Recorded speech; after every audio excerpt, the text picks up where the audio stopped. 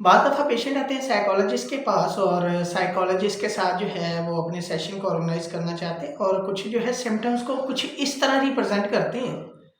कि मैनू अछूमियां लगियां रहंदियां, मेरे ढिड विच गड़ाऊं गड़ाऊं हुंदा रहिंदा,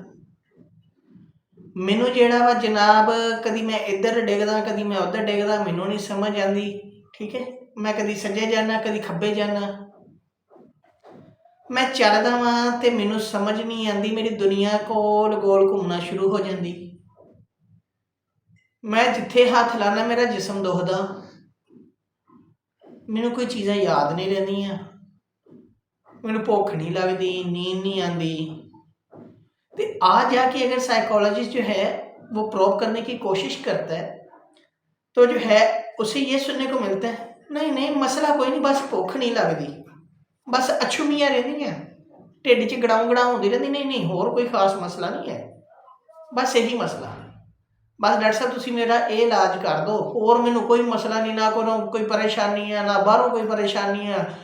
ਸਕੂਨ ना खुला खान पीन नूं मिलदा वा, ਸਕੂਨ ना खाई पी जा रहे हैं, मौज मस्ती करी जा रहे हैं, लेकिन आ चीज़ नहीं मुकदी मेरे अंदरों।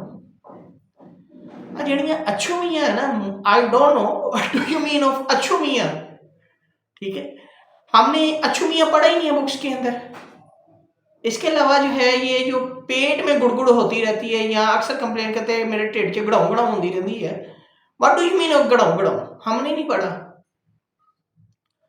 यहाँ जो बाद पेशेंट ये कह देते हैं मैं कभी सज्जे वजा कभी खब्बे वजा, मैनू दसो मैं किथे वजा,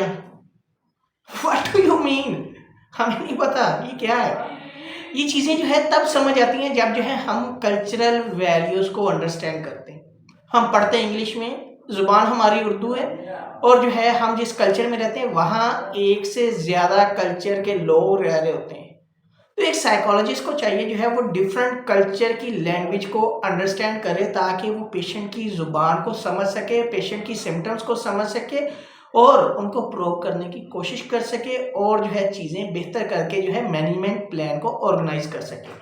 नहीं तो फिर वही बात है, मैं सज्जे वजा खब्बे वजा जिथे मर्जी वजा, ठीक है, ढिड च गड़ाऊं गड़ाऊं होंदी रहनी है, जिन्नियां मर्जी किताबां खोल लीए। अछूमियाँ की बात करो तो जनाब आप ढूंढें, सर्च करें कि आपको मिलता है इसका मीनिंग क्या है, नहीं पता। अगर आप कल्चरल जो है वैल्यूज़ को अंडरस्टैंड करेंगे ऑटोमेटिकली ये चीज़ें आपको समझ आ जाएंगी कि ये सिम्टम्स कौन कौन सी हैं। तो ये चीज़ें होती हैं छोटी छोटी जिनको अंडरस्टैंड करना बड़ा ज़रूरी होता है और इसमें कल्चरल वैल्यूज़ को अंडरस्टैंड करना बड़ा ज़रूरी होता है। बाद दफ़ा मिसडायग्नोज होने की वजह से जो है पेशेंट का मैनेजमेंट प्लान जो है टोटली अपोजिट चला जाता है और पेशेंट जो है मज़ीद ख़राब हो जाता है।